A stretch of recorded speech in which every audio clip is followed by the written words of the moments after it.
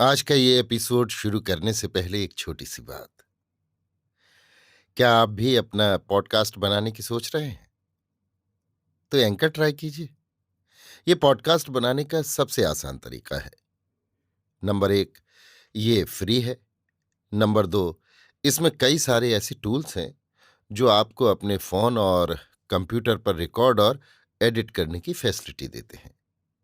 Number 3, आप अपने podcast को डिस्ट्रीब्यूट भी कर सकते हैं, जिससे इसे स्पॉटिफाई और दूसरे प्लेटफॉर्म पर सुना जा सके। तो डाउनलोड कीजिए फ्री एंकर ऐप या विजिट कीजिए anchor.fm पर अपना पॉडकास्ट स्टार्ट करने के लिए। ये तो थी एक छोटी सी जानकारी, और अब शुरू करते हैं एपिसोड का सिलसिला। तो आज के एपिसोड में लीजिए सुनिए ओ हेनरी की लिखी कहानी स्नेह दीप, मेरी यानी समीर गोस्वामी की आवाज में। हर सवाल के दो पहलू होते हैं, पर आज इस दूसरे पहलू को ही पहले देखें। हम अक्सर दुकानदार लड़कियों की बात सुनते हैं। इस नाम की कोई चिड़िया नहीं होती। दुकानों में काम करने वाली लड़कियां बेशक बहुत होती हैं, ये उनका रोजी कमाने का ढंग है, परंतु उनकी आजीविका के तरीके को उनके नाम के साथ विशेषण बनाकर जोड़ना कहाँ तक उचित है। 5वीं सड़क पर रहने वाली हर लड़की को हम विवाह की इच्छुक नहीं कह सकते। लू और नैन्सी सहेलियां थीं। वे दोनों इस बड़े शहर में काम ढूंढने आई थीं, क्योंकि घर में खाने को आटा नहीं था। नैन्सी की उम्र 19 वर्ष थी और लू की 20। दोनों सुंदर और चपल देहाती लड़कियां थीं, जिनके मन में फिल्म स्टार बनने की कोई महत्वाकांक्षा नहीं थी। भाग्य के अदृष्ट हाथ ने उन दोनों को एक ही सस्ते पर प्रतिष्ठित होटल में लापटका। दोनों को काम मिल गया और दोनों अपनी अपनी रोजी कमाने लगी। मित्रता उनकी कायम रही। वहां रहने के 6 महीने बाद मैं आपका उनसे परिचय करवा रहा हूं। आप हैं मेरे दखलंदाज पाठक, और आप हैं मेरी दोस्त महिलाएं, मिस नैन्सी और मिस लू। हाथ मिलाते मिलाते आप सावधानी से उनके कपड़ों पर एक नज़र डाल लें। मेरा मतलब है एक सरसरी नज़र, क्योंकि घूरने वालों से उन दोनों को उतनी ही नफरत है जितनी किसी तमाशे में बॉक्स में बैठने वाली किसी संभ्रांत महिला को हो सकती है। लू एक लॉन्ड्री में कपड़ों पर इस्त्री का काम करती है। वो एक ढीला ढाला बैंगनी फ्रॉक पहने हुए है जो उसके शरीर पर फबता नहीं। उसके हैट में खोंसा हुआ रंगीन पंख जरूरत से भी 4 इंच ज्यादा लंबा है, परंतु ये अरमीन के फर का मफलर उसने $25 में खरीदा है। ये दूसरी बात है कि मौसम बीतते बीतते उसकी कीमत $8 से भी कम रह जाएगी। उसके गाल गुलाबी हैं और नीली आंखों में चमक है, तथा उसके चेहरे पर संतोष की एक झलक। नैन्सी को आप चाहें तो दुकानदार लड़की कह सकते हैं, क्योंकि आपको ये आदत पड़ गई है। मैं पहले ही कह चुका हूं कि इस नाम की कोई चिड़िया होती नहीं, परंतु आजकल के जिद्दी समाज को किस्म ढूंढने की आदत पड़ गई है। तो फिर ये किस्म ही क्या बुरी है। उसका बाल बनाने का ढंग आकर्षक है और कपड़ों पर टीमटाम। उसका फ्राक है तो घटिया, पर है भड़कीला। शिशिर की हवाओं से बचने को उसके पास फर का कोट तो नहीं है, परंतु साधारण पोपलीन के तंग जैकेट को उसने इस अदा से कस रखा है मानो वो असली ईरानी ऊन से बना हो। मेरे अथक किस्म ढूंढने वाले पाठक, उसके चेहरे और आंखों में दुकानदार लड़की का विशेष भाव झलकता है। इस भाव को हम किसी ठगी हुई नारी का मूक और घृणासूचक विद्रोह कह सकते हैं, जिससे प्रतिशोध की भविष्यवाणी मुखरित होती है। जोर से हंसते समय भी उसके चेहरे का ये भाव वैसा ही रहता है। इसी तरह का भाव रूस के किसानों की आंखों में भी दिखाई देता है, और हम में से जो जिंदा रहेंगे उन्हें कयामत के दिन गैब्रियल की आंखों में भी यही भाव दिखाई देगा। इस दृष्टि के सामने मनुष्य को कुंठित होकर लज्जित हो जाना चाहिए, परंतु देखा ये गया कि वे बनावटी हंसी हंसते हुए उसे फूलों का उपहार देने आते हैं, चाहे उस उपहार के साथ कोई शर्त लगी हो। टोपी उठाकर इन दोनों का अभिवादन कीजिए और आगे बढ़िए। लू तो खुशी से फिर मिलेंगे कह देगी, पर नैन्सी अपनी निर्मम और मोहक मुस्कुराहट से आपको विदा देगी। ये मुस्कुराहट आपको पीछे छोड़कर पतंग की तरह छतों से ऊपर सीधी किसी तारे की ओर फड़फड़ाकर उड़ती हुई प्रतीत होगी। दोनों सड़क के मोड़ पर खड़ी डैन की राह देख रही थी। डैन लू का अभिन्न मित्र था, वफादार। मेरी को अपना मेहमान ढूंढने के लिए भी कोर्ट के बेलिफ से मदद लेनी पड़ती, पर डैन तो हर समय हाजिर था। लू बोली, तुझे सर्दी तो नहीं लग रही है नैन्सी? कैसी बेवकूफ है कि $8 प्रति सप्ताह के लिए उस सड़ियल दुकान में मजदूरी करती है। मैंने तो पिछले सप्ताह भी $18.5 कमाए। माना कि कपड़ों पर इस्त्री करना गल्ले के पीछे खड़े होकर गोटा बेचने जैसा बढ़िया काम तो नहीं है, पर उससे रुपया मिलता है। हमारी लॉन्ड्री में $10 से कम तो शायद ही कोई कमाता हो, और ये भी नहीं कहा जा सकता कि ये कोई हेठा काम है। नैन्सी ने नाक चढ़ाते हुए कहा, तुम्हारा काम तुम्हें ही मुबारक हो। मैं अपने $8 और साधारण कमरे से ही खुश हूं। अपनी अपनी पसंद है। मुझे बढ़िया चीजों और संभ्रांत व्यक्तियों से घिरे रहना ज्यादा अच्छा लगता है। और ये भी तो सोचो कि मुझे कैसे कैसे अवसर मिल सकते हैं। अभी उस दिन की बात है कि हमारे ही स्टोर की एक लड़की की पिट्सबर्ग के एक करोड़पति से शादी हो गई, जिसका वहां कोई इस्पात का कारखाना या लोहार की दुकान, ऐसा ही कुछ है। इसी तरह का कोई करोड़पति मैं भी किसी दिन फांस लूंगी। मुझे अपने रूप पर गर्व हो सो बात नहीं, पर जब जीवन में इतनी संभावनाएं हैं तो मैं अवसर चूकने वाली नहीं। लॉन्ड्री में काम करने वाली लड़की के सामने क्या भविष्य है? विजेता के से गर्व से लू बोली, क्यों नहीं, मेरी और डैन की मुलाकात वहीं तो हुई थी। वो अपने इतवार के कपड़े धुलवाने आया था और पहली टेबल पर ही उसने मुझे इस्त्री करते हुए देखा। ये पहली टेबल प्राप्त करने की हम में से हर एक कोशिश करती है। उस रोज इला मैग्निस बीमार थी, इसलिए पहली टेबल मुझे मिल गई। डैन का कहना है कि पहले उसने मेरी गोरी और सुडोल बाहों को देखा। मैंने आस्तीन ऊपर चढ़ा रखी थी ना। लॉन्ड्रियों में भी संभ्रांत लोग आते जाते रहते हैं। बस उन्हें पहचानने के 2 तरीके हैं। एक तो यही कि वे धुलवाने के कपड़े सूटकेस में बंद करके लाते हैं, और दूसरा ये कि दरवाजे में एकाएक तेजी से घुसते हैं। लू, इतना भद्दा ब्लाउज पहनने की तो हिम्मत कैसे कर सकती है? अपनी उनींदी आंखों से मीठा उल्हाना भरकर उस खटकने वाली पोशाक की तरफ देखते हुए नैन्सी ने पूछा, इससे जाहिर होता है कि तेरी पसंद बहुत हल्की है। रोष से आंख निकालकर लू बोली, ये ब्लाउज, तुझे क्या मालूम मैंने इसके $16 चुकाए हैं। वैसे इसकी कीमत 25 से कम नहीं। इसे एक औरत हमारी लॉन्ड्री में धुलने दे गई थी, पर वापस लेने कभी नहीं आई, इसलिए मालिक ने इसे मेरे हाथों बेच दिया। देखते नहीं हो इस पर कितना कसीदा हो रहा है। तुम खुद जो भद्दी और बदसूरत चीज पहने हुए हो उसकी तो कहो। नैन्सी ने शांति से जवाब दिया, ये भद्दी और बदसूरत चीज श्रीमती बानफिशर की ड्रेस के नमूने से बनाई गई है। उनके कपड़ों का बिल सालाना $12,000 का बनता है। अपनी ड्रेस मैंने अपने हाथों से बनाई। खर्च हुआ सिर्फ $1.5, पर 10 फुट की दूरी से कोई पहचान नहीं सकता कि दोनों पोशाकों में क्या अंतर है।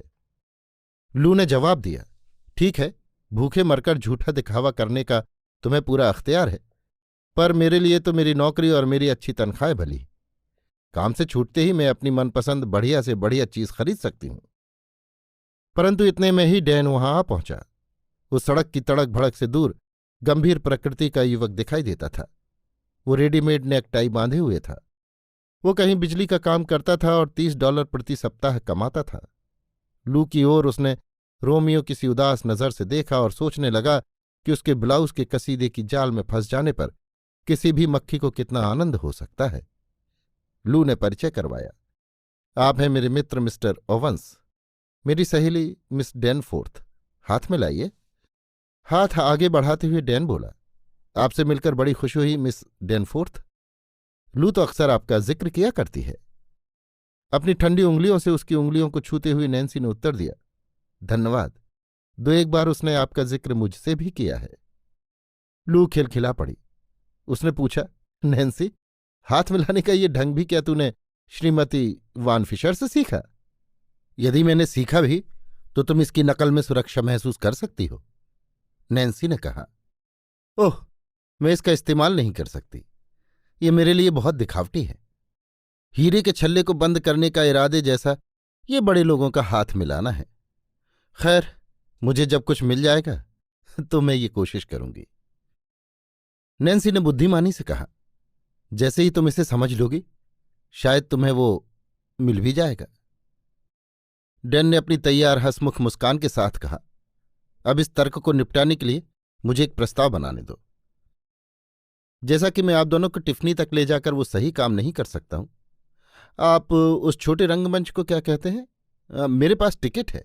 मंच के हीरों को देखने के बारे में आपके क्या विचार हैं, चूंकि हम असली हीरों के साथ हाथ नहीं मिला सकते।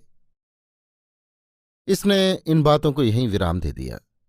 आगे लू, जिसके उज्ज्वल और सुंदर कपड़ों पर छोटा सा मोर बना हुआ था, उसके पीछे नैन्सी, पतले और सौम्य कपड़े पहने हुए, जैसे गौरैया हो, लेकिन वास्तव में वान अल्स्टाइन फिशर चाल के साथ। इस प्रकार वे शाम को मिले जुले मोड़ पर निकल पड़े। मुझे नहीं लगता कि कई लोग एक महान डिपार्टमेंट स्टोर को एक शैक्षणिक संस्थान के रूप में देखते हैं, लेकिन जिसमें नैन्सी काम करती थी वो उसके लिए कुछ ऐसा ही था। वो सुंदर चीजों से घिरा हुआ था, वो स्वाद और शुद्धता की चीजों से भरा हुआ था। यदि आप विलासिता के वातावरण में रहते हैं तो विलासिता आपकी है, चाहे आप इसके लिए भुगतान करते हो या कोई अन्य और। उसने जिनको सेवाएं दी उनमें अधिकतर वे महिलाएं थीं जिनकी पोशाक शिष्टाचार को सामाजिक दुनिया में मापदंड के तौर पर देखा जाता था। उनसे नैन्सी ने कुछ न कुछ सीखना शुरू कर दिया, जो उसकी नज़र में एक से एक उत्तम थी। एक से उसने हाव भाव की शैली, दूसरे से भौं मटकाने की कला, अन्य से चलने, पर्स पकड़ने, मुस्कराने की अदा, या मित्रों को अभिवादन करने का तरीका, या नौकरों से पेश आने का सलीका, ऐसी अनेक बातें सीखीं। उसका अत्यंत प्रिय आदर्श थीं श्रीमती वॉन फिशर। उनसे उसने अपनी सर्वश्रेष्ठ सिद्धि हासिल की। बुलबुल की चहक के समान स्पष्ट, चांदी की खनक के समान सुरीली, धीमी और मधुर आवाज उसने उन्हीं से सीखी थी। सामाजिक रईसी और कुलीनता के इस मोहक वातावरण में रात दिन डूबे रहकर भी उसके प्रभाव से बच जाना उसके लिए असंभव बात थी। जिस तरह अच्छी आदतों का स्थान अच्छे सिद्धांतों से ऊंचा है, उसी तरह शायद अच्छी तहजीब का स्थान अच्छी आदतों से भी ऊंचा कहा जा सकता है।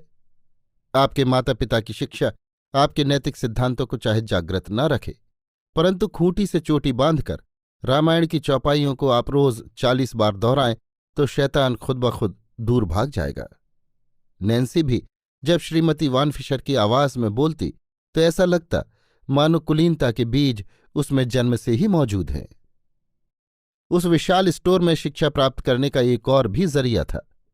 जब कभी आप दुकान की 2-4 लड़कियों को इकट्ठी होकर अपनी चूड़ियां खनकाते हुए गपशप करते हुए देखें तो ये न मान लें कि वे सिर्फ अपनी सखी के बाल बनाने के ढंग की आलोचना करने को ही एकत्रित हुई हैं। इन गोष्ठियों में पुरुषों की सभाओं से शान शौकत और कार्यवाही तो आपको नहीं मिलेगी, पर उनमें उस प्रसंग के महत्व की पूरी झलक जरूर मिल जाएगी जिसमें हव्वा की बेटियों ने पहली बार मिलकर आदम के वंशज को घर में उसका उचित स्थान बता दिया था। इन गोष्ठियों को हम आत्मरक्षा और मोर्चाबंदी के उपायों पर सोच विचार करने के लिए आयोजित स्त्रियों की असाधारण सभा कह सकते हैं, जिसमें इस संसार रूपी रंगमंच पर पुरुष रूपी दर्शन द्वारा फेंके गए पुष्पहारों से बचने के उपाय सोचे जाते हैं। नारी संसार में किसी जानवर के पिल्ले से भी ज्यादा असहाय है। हिरण के बच्चे सी कोमल पर उसकी चपलता से रहित, पक्षी सी सुंदर पर उड़ने की शक्ति से वंचित, मधुमक्खी के समान माधुर्य से सनी पर उसके डंक। छोड़िए भी इन उपमाओं को, इस डंक का अनुभव शायद हम में से कईयों को हो चुका होगा। युद्ध की इन परिषदों में एक दूसरे को नए हथियार और नए दांवपेच बरतने की तालीम दी जाती है जिन्हें उन्होंने जीवन संग्राम में सीखा है। उनमें से कोई कह सकती है, मैं तो उसे वापस ऐसा जवाब देती हूं कि तुम मुझे समझते क्या हो जो मुझसे ऐसी बात कहते हो। बताओ मेरा ऐसे कहने पर वो क्या बोलेगा। इसके बाद भूरे काले मटमैले लाल पीले बालों वाली वे लड़कियां इकट्ठी होकर सोचती हैं और सार्वजनिक दुश्मन पुरुष से भिड़ंत होते समय अमल में लाए जाने वाले हथियारों की योजना बनाई जाती है। नैन्सी ने आत्मरक्षण की इस कला को पूरी तरह आत्मसात कर लिया था और स्त्रियों के संबंध में सफल आत्मरक्षण का अर्थ होता है विजय। स्टोर में ज्ञान के विषयों की कोई कमी नहीं थी। इसके जीवन का ध्येय था सफल विवाह, और इस साध्य को हासिल करने में किसी कॉलेज ने भी उसकी इससे ज्यादा सहायता शायद ही की होती। दुकान में उसकी कद्र थी। पास ही में संगीत के वाद्यों का विभाग था। जिससे उसे बड़े बड़े उस्तादों के गाने अनायास ही सुनाई पड़ जाते थे। उसे संगीत का शौक हो या न हो, इस प्रकार प्राप्त की हुई जानकारी से उन सामाजिक क्षेत्रों में उसकी कीमत बढ़ जाती थी जहां डरते डरते कदम बढ़ाने की वो कोशिश कर रही थी। कला के कीमती नमूने, सुंदर और कीमती कपड़े और अनेक प्रकार की सजावट की चीजें जो संभ्रांत महिलाओं को प्राणों से भी अधिक प्यारी होती हैं, उसके हृदय को प्रभावित कर रही थीं। नैन्सी की ये महत्वाकांक्षा दुकान में काम करने वाली अन्य लड़कियों से भी छिपी न रही। कोई धनी ग्राहक जब कभी उसके गल्ले पर पहुंचता तो कोई न कोई कह उठती, नैन्सी तेरे करोड़पति सेठ आ गए। लोगों को ये आदत सी हो गई थी कि जब उनकी पत्नियां दुकान के अन्य विभागों में खरीदारी करती होती तब वे बेमतलब ही नैन्सी के काउंटर पर आकर रूमालों से खिलवाड़ करने लगते। इस आकर्षण के मूल में दो कारण थे, नैन्सी का सहज सौंदर्य और कुलीनता का बनावटी आडंबर। इस तरह कई लोग उसके सामने गुणों का प्रदर्शन कर चुके थे। हो सकता है कि उनमें से कुछ सचमुच के करोड़पति हों, परंतु अधिकतर तो नकलची बंदर ही होते थे। इन दोनों में विभेद करना नैन्सी खूब जानती थी। वो बराबर की खिड़की से नीचे सड़क पर खड़ी हुई दुकान में आने वाले ग्राहकों की मोटरों को देख सकती थी और उसका अनुभव था कि जैसी गाड़ी वैसा आदमी। एक बार एक आकर्षक पुरुष ने 4 दर्जन रूमाल खरीदने के बाद उसकी प्रेमाराधना करने की कोशिश की। उसके जाने के बाद दुकान की एक लड़की ने पूछा, क्यों नैन्सी, भला उस बेचारी की ओर ध्यान क्यों नहीं दिया? देखने में तो बड़ा रईस लगता था। अपनी अत्यंत शांत, मधुर और श्रीमती वान फिशर जैसी अवैयक्तिक मुस्कुराहट से नैन्सी ने जवाब दिया, वो हजी राम का नाम लो, मैंने उसकी गाड़ी देखी, 12 हॉर्स पावर का पुराना छकड़ा और आयरिश ड्राइवर। और तुमने ये नहीं देखा उसने रूमाल कौन से लिए थे? केवल रेशमी, और उंगलियों में नकली अंगूठियां। ना भाई, अपना तो ये हाल है कि हंसा मोती चुगे के लंघन कर जाए। दुकान की 2 लड़कियों की गिनती संभ्रांत महिलाओं में होती थी, रोकड़ पर काम करने वाली और दूसरी देखरेख करने वाली। इन दोनों की कुछ उतने ही संभ्रांत मित्रों से जान पहचान थी जिनके साथ वे कभी कभी खाना खाने जाया करती थी। एक बार उन्होंने नैन्सी को भी न्योता दिया। ये खाना एक ऐसे शानदार होटल में आयोजित किया गया जहां नए वर्ष की सांझ को बैठने की जगह बहुत पहले से सुरक्षित करवानी पड़ती है। उन 2 संभ्रांत मित्रों में से एक तो बिल्कुल गंजा था और क्वचित खलवाट निर्धनहा के अनुसार उसका धनवान होना स्वयं सिद्ध था। दूसरे नौजवान के पास अपनी कुलीनता प्रमाणित करने के 2 साधन थे। वो हर शराब को घटिया बताता था और आस्तीनों में हीरों के बटन लगाता था। इस नवयुवक ने नैन्सी में दुर्निवार सौंदर्य के दर्शन किए। स्वभाव से ही वो दुकानों में काम करने वाली लड़कियों का शौकीन था और इस लड़की में उसने मुक्त सौंदर्य के साथ अभिजात समाज के तौर तरीकों का विचित्र सा मेल पाया। इसलिए दूसरे ही दिन वो दुकान में पहुंचा और रूमालों के ढेर के पीछे खड़ी हुई नैन्सी से विवाह का प्रस्ताव कर बैठा। नैन्सी ने इनकार कर दिया। दुकान में काम करने वाली एक और छबीली कोई 10 कदम दूर खड़ी सतर्कता से देख और सुन रही थी। ठुकराए हुए उम्मीदवार के जाते ही उसने नैन्सी को आड़े हाथों लिया। तो कितनी बेवकूफ है, वो एक करोड़पति है, वो खुद वान स्किंटल का भतीजा है और बात भी ईमानदारी से कर रहा था। क्या तू पागल हो गई है नैन्सी? नैन्सी बोली, जाने भी दो, मुझे पसंद नहीं है। वो अगर करोड़पति हो भी तो वैसा दिखाई तो नहीं देता, और मुझे मालूम है कि उसे सिर्फ $20,000 सालाना जेब खर्च मिलता है। कल शाम को इसी बात को लेकर गंजे महाशय उसका मजाक उड़ा रहे थे। लड़की ने जरा पास आकर अपनी आंखें मिचकाई और चुंगम के अभाव में सूखी हुई आवाज में पूछा, ये तो बता, तू चाहती क्या है? क्या इतना काफी नहीं है? क्या तू धन्ना सेठ की लड़की है जो किसी रॉकफेलर या ग्लैडस्टन डोवी या स्पेन के बादशाह से ही शादी करेगी? क्या $20,000 से तेरा पूरा नहीं पड़ेगा? लड़की की काली आंखों की तीक्ष्ण दृष्टि के सामने नैन्सी कुछ शर्मा सी गई। समझाते हुए वो बोली, नहीं कह रही, ये बात नहीं, मैं सिर्फ पैसे की ही भूखी नहीं हूं। कल रात वो अपने मित्र के सामने झूठ बोलते पकड़ा गया था। किसी लड़की के साथ नाटक देखने जाने की बात थी और मैं बिल्कुल झूठ बर्दाश्त नहीं कर सकती। सारांश ये है कि वो मुझे पसंद नहीं। किस्सा खत्म हुआ। मेले से खरीदी हुई चीजें मैं पसंद नहीं करती। मैं तो उसे चाहती हूं जो चाहे और कुछ न हो, पर मनुष्य जरूर हो। शिकार फांसना तो मेरा उद्देश्य है ही, परंतु सिर्फ रुपयों की थैली के गले बंधना भी मैं नहीं चाहती। लड़की ने जाते हुए ताना कसा, पागल खाने जाना पड़ेगा। $8 प्रति सप्ताह पर इसी तरह की महत्वाकांक्षाएं नैन्सी अपने हृदय में संजोती रही। चाहे आप उसे सिद्धांत माने या न माने, रूखी सूखी खाकर और पेट के पट्टी बांधकर वो अपने अज्ञात शिकार का संधान करती रही। उसके चेहरे पर विवश नरभक्षक की सी मधुर, हल्की, बहादुर और निश्चयात्मक मुस्कुराहट छाई रहती। दुकान उसकी नजरों में एक जंगल के समान थी, जिसमें आने वाले कई मोटे ताजे शिकारों की ओर उसने निशाना तो कई बार ताका, परंतु हमेशा किसी अचूक सहज ज्ञान ने उसे तीर छोड़ने से रोककर नए शिकार की राह देखने को विवश किए रखा। इस कौशल में नारी का हिस्सा अधिक था या शिकारी का, राम जाने।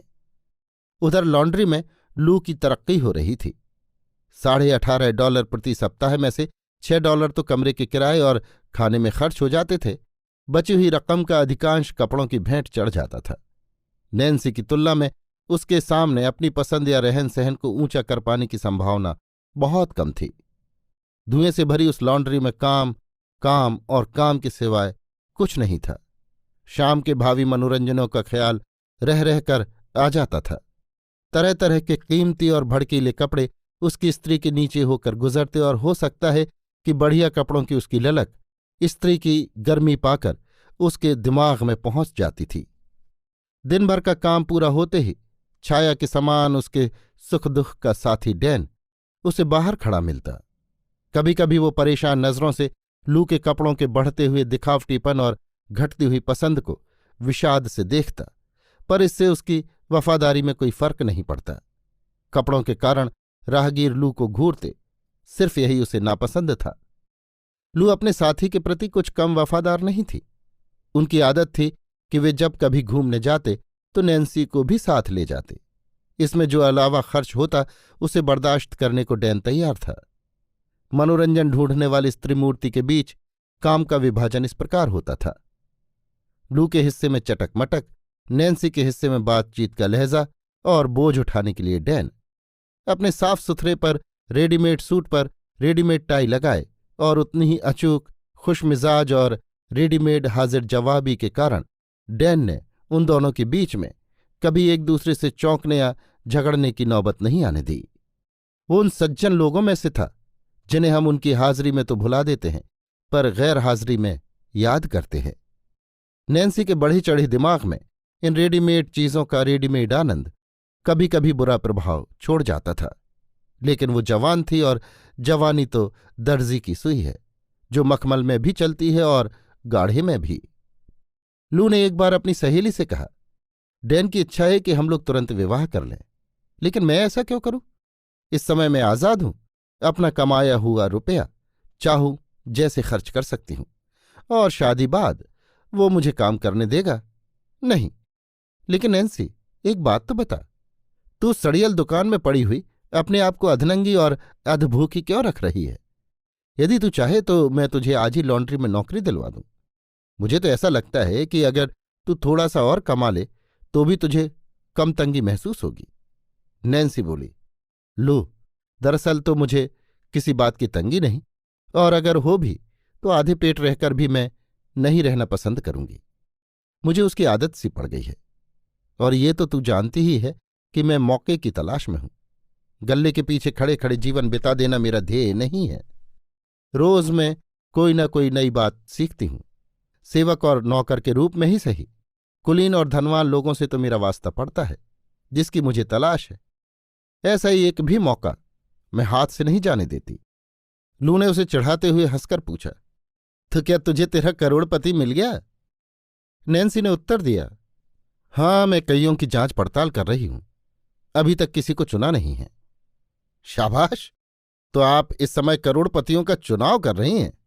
देखना नैन्सी, कोई बचने न पाए, चाहे उसके पास $10-20 कम ही क्यों न हो। पर मैं समझ गई तू मजाक कर रही है। करोड़पतियों को मामूली नौकरानियों के पीछे मारे मारे फिरने की गरज नहीं होती। नैन्सी ने शांति और समझदारी से जवाब दिया, ऐसा करने में उन्हीं की भलाई है। हम में से कोई भी उन्हें पैसों की देखभाल करना सिखा सकती है। हंसते हुए लू बोली, मुझसे तो कोई सेठ अगर बात भी कर ले तो मैं चकरा जाऊं। इसलिए कि तेरा कभी उनसे वास्ता नहीं पड़ा। साधारण मनुष्यों में और करोड़पति सेठों में कोई विशेष फर्क नहीं है, सिर्फ थोड़ी सी देखभाल ज्यादा करनी पड़ती है। लू, तेरे इस कोट के लिए लाल रेशम का अस्तर कुछ ज्यादा भड़कीला तो नहीं लगता? अपनी सहेली के भद्दे और सादे जंपर की ओर देखकर लू बोली, नहीं, मेरा तो ऐसा ख्याल नहीं। तेरे इस बेतुके कोट के बारे में ये बात बेशक कही जा सकती है। आत्मश्लाघा के स्वर में नैन्सी ने कहा, इस जैकेट की कटाई छटाई श्रीमती वान फिशर के जैकेट के नमूने पर हुई है। कपड़े के दाम करीब $4 लगे, पर मेरा ख्याल है कि उनके जैकेट में इससे $100 अधिक लगे होंगे। लू ने बात उड़ाते हुए कहा, हो सकता है, लेकिन मुझे ये किसी करोड़पति को फंसाने जैसा कांटा नहीं लगता। अगर यही रफ्तार रही तो तुमसे पहले मैं किसी करोड़पति को फांस लूं, इसकी संभावना ज्यादा है। इन दोनों सखियों के सिद्धांतों का सही मूल्यांकन करना तो शायद किसी दार्शनिक के लिए ही संभव हो। लू में उस गर्व और ऊंची पसंद का संपूर्ण अभाव था, जिसकी वजह से लड़कियां आधे पेट खाकर भी बड़े बड़े स्टोर या दफ्तरों की टेबलों के आसपास मंडराती रहती हैं। इसी वजह से उस शोरगुल भरे दम घोंट देने वाले कारखाने में स्त्री करके भी खुश थी। उसकी तनख्वाह उसके लिए चैन की जिंदगी हासिल कर देने से भी कुछ अधिक ही थी। इसी वजह से उसकी सुंदर कपड़े पहनने की चाह भी उस स्तर तक ऊंची बढ़ गई थी जहां से वो कभी अपने सनातन, अचल और एकनिष्ठ मित्र डैन के साफ सुथरे पर तड़क भड़कहीन कपड़ों की ओर भी अरुचि भरी दृष्टि से देखने लगती। नैन्सी का किस्सा तो लाखों में एक था। वो तो मानती थी कि रेशम, हीरे, जवाहरात, किनखाब, आभूषण, इत्र, फुलैल, संगीत और कुलीनता या सुरुचि से उत्पन्न दुनिया की हर नियामत यदि नारी के लिए पैदा हुई हो तो उन पर उसका जन्मसिद्ध अधिकार है। यदि वो इन सबको अपने जीवन का आवश्यक अंग मानती है और इन्हें प्राप्त करना चाहती है तो उसका फर्ज है कि इन्हें आंखों से ओझल न होने दे। ईसो की तरह वो अपने आप को कभी धोखा नहीं देगी। उसे अपने अधिकारों की रक्षा भी करनी है और उसकी आमदनी भी मर्यादित है। इस प्रकार के वातावरण में नैन्सी जीती रही, अपने मन में निश्चय और संतोष भरकर, आधा पेट खाकर और अपने सस्ते कपड़ों पर निर्भर रहकर वो लौ लगाए रही। औरतों को तो वो जानती थी, अब वो पुरुष जाति का अध्ययन कर रही थी, जो अपनी योग्यताओं और आदतों से सिर्फ पशु हैं। किसी दिन वो अपनी मंजिल पा ही लेगी। उसने अपने मन में प्रतिज्ञा कर ली थी कि उसका प्राप्त सबसे बड़ा और सबसे अच्छा होगा, जरा भी कम नहीं। इस प्रकार वो अपने दीपक में स्नेह ढालती रही, जिससे उसके दूल्हे के आने पर वो उसका स्वागत कर सके। पर उसने अनजाने ही एक और सबक सीख लिया। जीवन के मूल्यों के प्रति उसका दृष्टिकोण बदलने लग गया।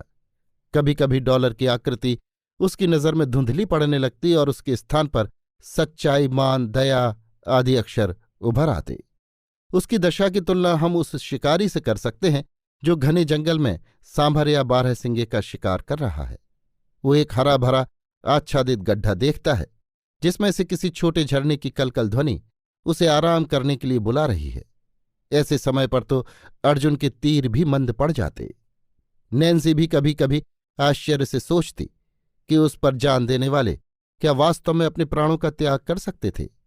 एक गुरुवार की शाम नैन्सी जब अपने स्टोर से निकली तब छठी सड़क से पश्चिम में लॉन्ड्री की तरफ मुड़ गई। आज उसे लू और डैन के साथ एक संगीत नाटक देखने जाना था। जब वो वहां पहुंची तो डैन लॉन्ड्री से बाहर आ रहा था। उसके चेहरे पर निराशा और थकावट महसूस हो रही थी। उसने कहा, मैंने सोचा उसका कोई समाचार आया हो तो ले लूं। नैन्सी ने पूछा, किसका समाचार? क्या लू नहीं है? डैन बोला, मैंने सोचा तुम्हें पता होगा। वो सोमवार से न यहां आती है न घर पर ही उसका कोई पता है। उसने घर से तो अपना सारा सामान भी उठा लिया। लॉन्ड्री में काम करने वाली एक लड़की से कह गई है कि वो यूरोप जा रही है। नैन्सी पूछ उठी, क्या उसको किसी ने कहीं नहीं देखा? अपनी कठोर आंखों से एक फौलादी नजर डालते हुए अपने दांतों को भींच कर उसने नैन्सी की ओर देखा। उसने कुछ रुखाई से कहा, लॉन्ड्री से पता चला है कि वो कल इधर से एक मोटर में बैठी जा रही थी। शायद उसके साथ कोई करोड़पति सेठ था जिनके लिए तुम दोनों ही अपना सिर फोड़ रही थी। जीवन में पहली बार नैन्सी किसी पुरुष के सामने हतप्रभ हो गई। उसने अपना कांपता हाथ डैन की बांह पर रख दिया। मुझे क्यों सुनाते हो डैन? इसमें मेरा क्या कसूर है? डैन थोड़ा नरम होकर बोला। मेरा ये मतलब नहीं था। उसने अपनी जेब में हाथ डाला और कुछ टटोलते हुए बड़ी बहादुरी के साथ इस प्रकार की जैसे कुछ हुआ ही नहीं। मेरे पास आज रात के नाटक की टिकट है। अगर तुम नैन्सी जहां कहीं साहस देखती उसकी कद्र करती। वो बोली, मैं तुम्हारा साथ दूंगी डैन। नैन्सी और लू को एक दूसरे से मिले 3 महीने बीत गए। एक दिन संध्या के धुंधलके में ये दुकानदार लड़की एक छोटे बगीचे के सहारे सहारे अपने घर की ओर जा रही थी। किसी ने उसे नाम लेकर पुकारा और पीछे मुड़कर देखते ही लू उसकी बाहों में समा गई। इस आलिंगन के छूटते ही उन्होंने अपने सिर इस तरह पीछे उठा लिए मानो दो नागिनें एक दूसरे को डसने के लिए अथवा एक दूसरे को वश में करने के लिए खड़ी हों।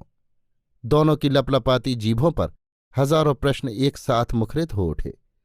नैन्सी ने गौर कर लिया कि लू के शरीर पर कीमती फरकोट, हीरे जवाहरात के गहने और सुंदर कपड़ों के रूप में समृद्धि के चिन्ह दिखाई दे रहे थे। लू प्यार भरे लहजे में जोर से बोली, क्यों री बेवकूफ, मालूम देता है कि तू अब तक उसी दुकान में काम कर रही है। तेरे मैले कुचेले कपड़ों से यही जाहिर होता है। और जो शिकार फंसने वाला था उसका क्या हुआ? उसकी तो शायद फसल पक रही है। और तब लू को एकाएक मालूम पड़ा कि नैन्सी को समृद्धि से भी अधिक कीमती कोई ऐसी चीज प्राप्त हो चुकी है जिसने उसकी आंखों में हीरे से भी ज्यादा चमकीली दमक, उसके गालों पर गुलाब से भी अधिक सुर्खी और उसकी जीभ पर बिजली से भी ज्यादा चंचल शब्द पैदा कर दिए थे। नैन्सी बोली, हाँ, मैं अब तक तो वहीं काम कर रही हूं, पर अगले सप्ताह में नौकरी छोड़ दूंगी। मैंने शिकार फांस लिया है, ऐसा शिकार जो आज तक संसार में किसी शिकारी ने नहीं फांसा होगा। तुझे शायद अब बुरा तो नहीं लगेगा, मैं डैन से शादी करने वाली हूं। डैन, वो अब मेरा है। बगीचे के नुक्कड़ के पास ही पुलिस का एक ऐसा कमसिन सा रंगरूट गश्त लगा रहा था जिसकी वजह से पुलिस दल कुछ अधिक दर्शनीय बन जाता है। उसने देखा कि कीमती फरकोट पहने और हीरे की अंगूठियों से उंगलियों को चमकाए एक लड़की बाग की लोहे की चहारदीवारी पर झुकी हुई सिसक रही थी और सादे कपड़े पहने हुए एक दुबली पतली लड़की पास ही खड़ी उसे धीरज बंधा रही थी। सिपाही चूंकि नया रंगरूट था, कुछ भी नहीं देखने का बहाना करता हुआ आगे बढ़ गया। वो नया नया था, परंतु इतना अनुभव तो उसे भी हो चुका था कि इस संसार की बहुत बातें ऐसी हैं जिनका समाधान उसकी सामर्थ्य के परे है, कम से कम पुलिस के तो। वो अपनी लकड़ी को फर्श पर इतनी जोर से ठोकता हुआ आगे बढ़ा कि आसमान के तारे भी उस आवाज को सुन सकें। अभी आप सुन रहे थे ओ हेनरी की लिखी कहानी स्नेहदीप, मेरी यानी समीर गोस्वामी की आवाज में।